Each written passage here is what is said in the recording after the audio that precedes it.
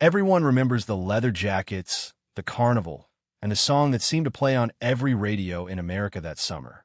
What almost nobody remembers is that Grease, not Star Wars, was the highest-earning film in the United States during the calendar year, 1978.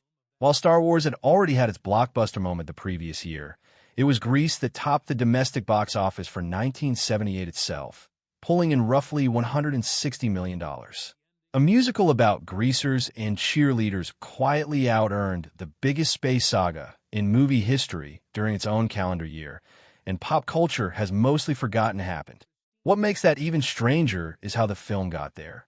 Underneath the poodle skirts and the hand jive is a production full of near-miss casting decisions, songs invented on the fly, a genuinely improvised ending, and a handful of real-life moments that quietly bled into the fiction on screen.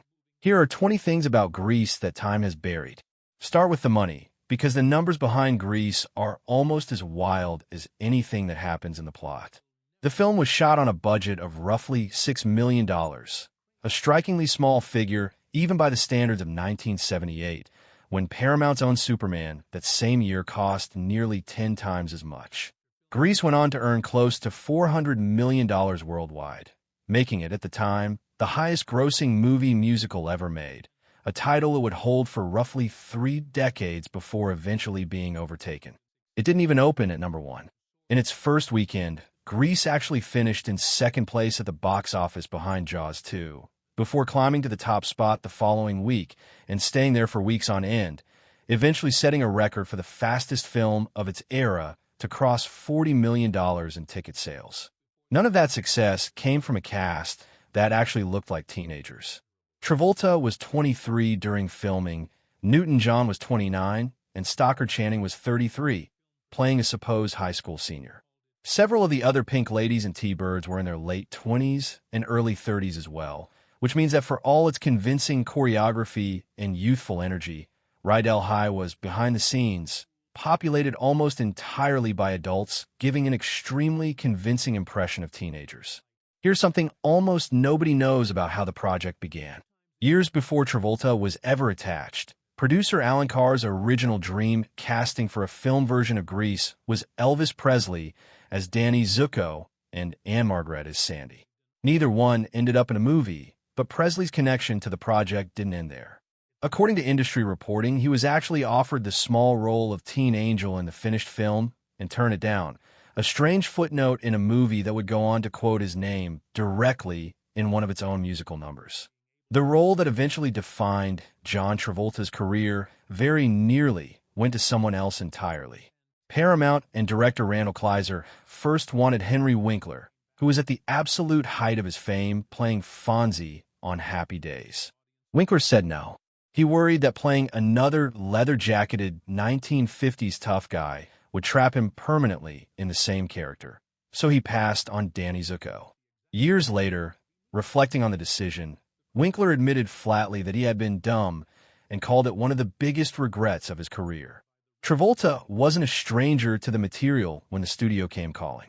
Before the movie existed, he had appeared in a touring production of the Broadway show, playing Duty, one of the minor T-Birds, reportedly telling the show's co-writer that every actor playing Duty secretly dreams of one day playing Danny. By the time Paramount needed a lead who could dance, sing, and sell movie tickets after Saturday Night Fever, Travolta was handed the role he used to watch from a supporting position. Travolta's influence over the production went well beyond his own performance. He was under contract to producer Robert Stigwood as part of a 3-picture deal, and once he was attached to the film, he started making recommendations that Stigwood actually followed. Travolta suggested Kleiser, who had only directed him once before in a television movie, as the film's director for what would be Kleiser's first-ever theatrical feature.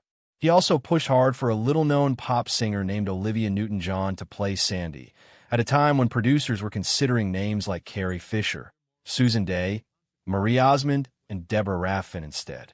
Newton-John herself very nearly turned the part down. She was 29 years old and being asked to convincingly play a supposedly innocent 17-year-old exchange student, and she has said publicly that she worried she was simply too old for the role.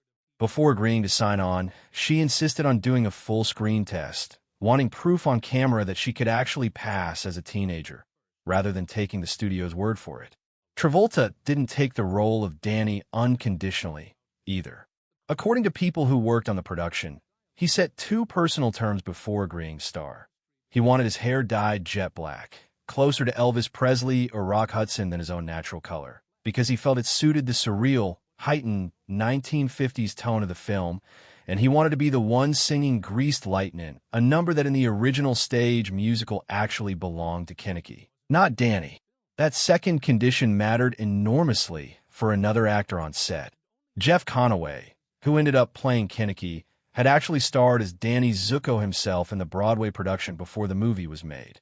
When the film adaptation came together, he had to step aside from a role he had already played on stage, settling for the second lead instead, and then losing his own signature number, Greased Lightnin', to the actor who took his old part. Even Rizzo wasn't originally Stockard Channing's character. The role had first been shaped on stage by actress Adrienne Barbeau, who helped originate Rizzo in the 1971 stage production. When the film went into casting, producers passed over Barbeau and cast Channing instead, a choice that ended up defining the character for generations of viewers who never saw the original show. Some of the film's supporting casting had its own strange near-misses. Comedian Paul Lynde was reportedly considered for the role of strict Principal McGee, with a bizarre scene once conceived involving a Carmen Miranda-style costume. The part ultimately went to veteran actress Eve Arden instead. Meanwhile, adult film performer Harry Reams was actually signed early on to play gruff gym teacher Coach Calhoun before Paramount executives got cold feet, worried his reputation from the adult film industry could hurt ticket sales in more conservative parts of the country, and recast the role with Sid Caesar. And Lorenzo Lamas, who plays Sandy's brief football-playing love interest, was a last-minute replacement for a different actor, Stephen Ford, who developed sudden stage fright shortly before shooting and dropped out entirely. The film's most beloved song technically didn't exist when the shooting script was locked. You're the One That I Want was not part of the original stage musical, and composer John Farrar wrote it in a single overnight session after producers realized they needed something extra for the story's climax. Farrar has since said the writing process felt desperate, more than inspired, and director Kleiser reportedly disliked the song when he first heard it, feeling it clashed with the doo-wop tone of the rest of the score. By that point, though, the production was out of time and options, and the scene was thrown together and filmed in a matter of hours, with the dance routine built on the spot. Newton-John's other signature ballad has a similarly last-minute origin. Hopelessly Devoted to You also wasn't in the stage show, and Farrar wrote and recorded it specifically for Newton-John's character after the film's principal photography had already wrapped, meaning one of the movie's most emotional musical beats was added almost as an afterthought once the cameras had stopped rolling everywhere else. The song went on to earn an Academy Award nomination for Best Original Song, and the soundtrack built around it, and You're the One That I Want ended in 1978 as the second best-selling album in the United States, trailing only the soundtrack of Saturday Night Fever, another Travolta project released the year before. Travolta also quietly fought to bring pieces of the original stage show back into a script that had strayed from it.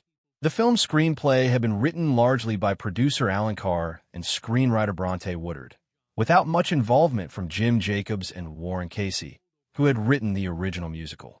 Travolta, however, had performed the stage version more than 100 times on tour and still remembered lines from that version that he felt worked better than the ones in the new script. When he raised concerns about certain scenes during filming, Kleiser reportedly agreed with him often enough that several lines from the original 1971 musical quietly made their way back into the movie, smuggled in by the one person on set who had actually lived inside the material the longest.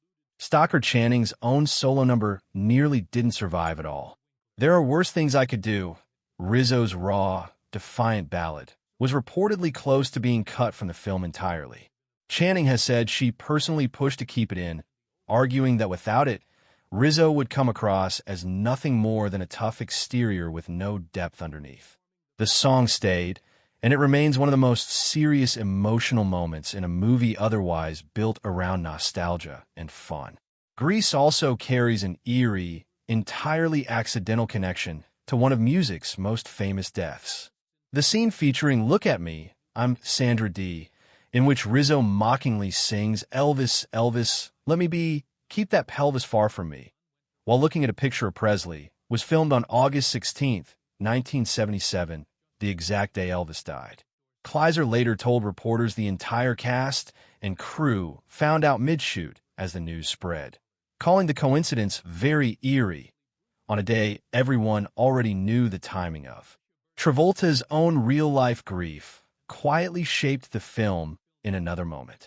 He had recently lost his girlfriend, actress Diana Hyland, to cancer, and Kleiser, who had directed Travolta before and helped him stay focused during that period, has said that Travolta's distraction is actually visible in the finished film. During one number, Travolta can be seen lip-syncing heat lap trials instead of the correct line, heat lap trials. A small slip Kleiser attributed to Travolta having read an article about Hyland that same morning. Not every behind-the-scenes headache in Grease was emotional. Some were purely commercial. Producer Alan Carr had quietly arranged a promotional tie-in with Pepsi, something the film's own set decorators apparently didn't know about, since finished footage still showed prominent Coca-Cola branding in the background of several scenes. When Carr saw the footage, Kleiser said he went ballistic, and the crew ended up using an optical printer to painstakingly block out the Coke logos in post-production, though one drink cooler proved impossible to disguise with the technology available at the time. Some of what plays as chemistry and tension on screen wasn't entirely fiction. Jeff Conaway was reportedly so smitten with his co-star Newton-John during filming that he would get tongue-tied around her. And Stockard Channing has said in interviews that the hickeys visible on Rizzo's neck in several scenes were completely real, applied by Conaway himself before certain takes. Nothing romantic ever developed between Conaway and Newton-John, but in a strange twist, he later married her sister, Ronan Newton-John, years after the film wrapped. Newton-John's own account of the film's most famous costume confirms just how uncomfortable it really was, even without any of the exaggerated legend that has grown up around it. She has said she was sewn in her tight black leather pants each morning for roughly a week of filming, and that she had to be extremely careful about what she ate or drank because of it, calling the whole experience excruciating. The carnival finale sequence itself was shot in 106-degree heat, adding another layer of misery to a costume that was already punishing before the cameras even rolled.